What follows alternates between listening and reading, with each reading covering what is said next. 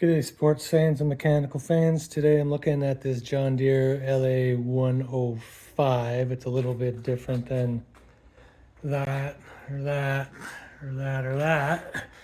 But it's the project for today. The biggest thing is that the tires don't hold air. They're tubeless tires that are really worn out. Tires last long enough for maybe one go at the lawn, and then they got to put air back in. So I'm going to put inner tubes in. All right, I got the beast up on jack stands for easy access. I don't really need to, but I did anyway because it's quick and easy. And I noticed that the wheel's looking pretty grungy. The other one was worse. I've already cleaned it, but forgot to record it. I'm just going to give this a quick rinse out too, since I got to get that tire broken and I need that valve out. So here we go.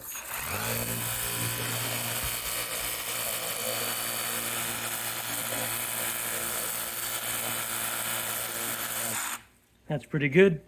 Just don't tell my wife about the mess I'm making on the garage floor.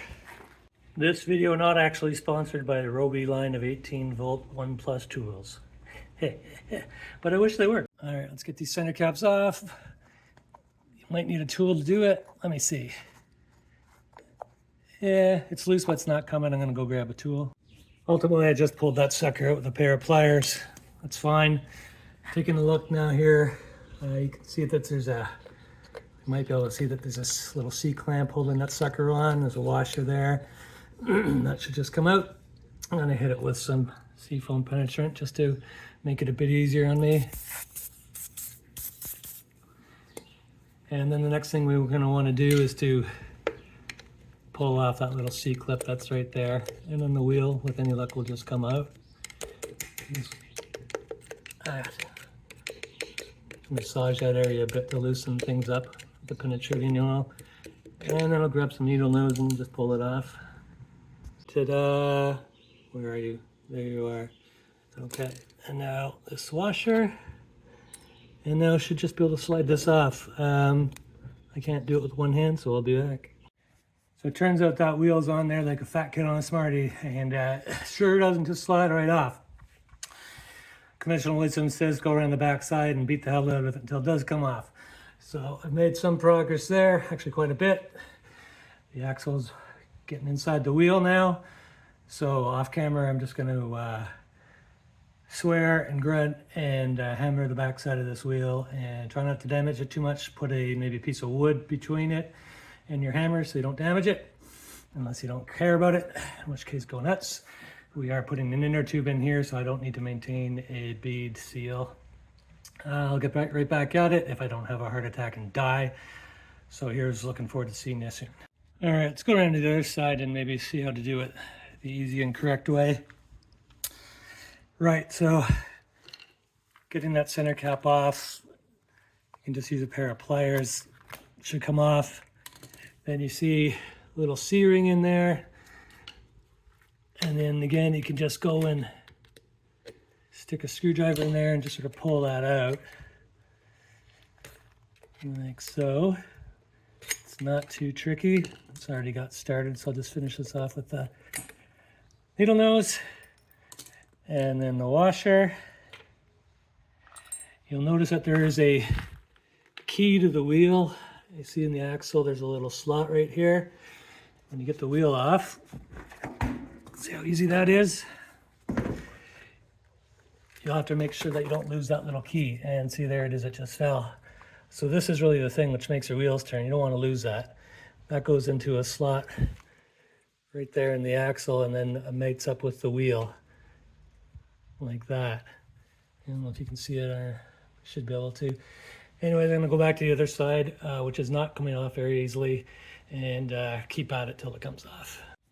All right, I'm back. I didn't die. I finally got that wheel off. It was tough, and you can see why.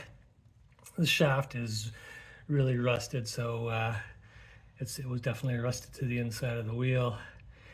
I'm going to hit that with grease or anti-seize, so that mitigates the problem going forward. But now I guess we can get started on the wheels themselves.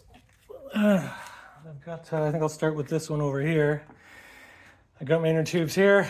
The first thing I want to do is get the valve stems out and the bead broken. So I'll set up for that and I'll be right back.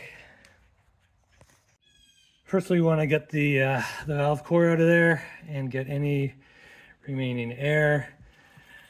I was going to say that seems like a bit of a pipe dream that there's still air in this one, because it was reading 0 on my gauge. However, you never know. There's a little bit. Here's the valve core. I'm not going to need that anymore because I'm putting in a tube, but sometimes I keep this stuff. Now the next thing I'm going to do is break the bead. I'm going to try body weight first. If that doesn't work, I got something else up my sleeve that I've used before, if you've been watching these videos. I'll be right back. Okay, so that was actually easier than I thought. All I really had to do was put body weight kneeling on it here. Then I used a tire spoon just to grab the lip on the inside and finangled it a bit till the bead broke. So I'm pretty happy about that. Now, from what I've seen somebody else doing this on the internet, they were able to get the inner tube in there without taking the tire completely off the wheel. I'm going to give that a try. First, as promised, I'll rip out that old valve stem. Right, so basically for the valve stem, I just went in on the underside and cut off the inside portion of it, and then grabbed pliers from the outside and ripped it right out. Came out real easy. It's garbage now. As a special reward for my efforts, I found that this tire has been filled with green slime, which obviously didn't fix the problem. So what I'm going to do is rinse all that out with the pressure washer, fill it up with water and dump it out. I don't know if I don't think it's toxic, so I'm just going to dump it in the driveway and we'll continue from there. Yeah, me, it looks like I got most of that crap out of there, as you can see from my driveway. I'm hoping the rain will take that away. There's a little bit left in there, probably being a little anal, but I'm gonna get a turkey baster from the kitchen, suck the rest of that green stuff out, and hide it back in the kitchen when my wife isn't looking. All right, good enough for government work. That's clean enough, even if there's a little bit left inside. It's no big deal. It's not like I need to worry about wheel balance like you would on a car. So, next thing to do, get this sucker inside. I'm told you can do it, like I said, without breaking both beads, without taking the tire completely off the rim. So it's really going to just be a matter of massaging it in there. I'll take the cap off just to make it a bit easier. One of the first things I'm going to do is to get the valve stem in through the hole in the wheel and affix this to the other end of it, just so that the valve stem doesn't fall back through and I'd have to start all over. So I'm going to give that a try. I wanted to give an interim update since I'm doing this off camera. I've got it started in around the tire bead. I got the valve stem coming through the hole and I got the tool on there so it doesn't come out. Now it's just going to be a matter of working the rest of the tube in all the way around the wheel and get it nice and filled out within the tire. I'll put a bit of air in and see how it goes. Talk to you soon. Well, it's in there. I'm gonna just have to trust to the Lords of Cobalt that it isn't folded in such a way that it won't inflate all the way around. I guess we can get started on that.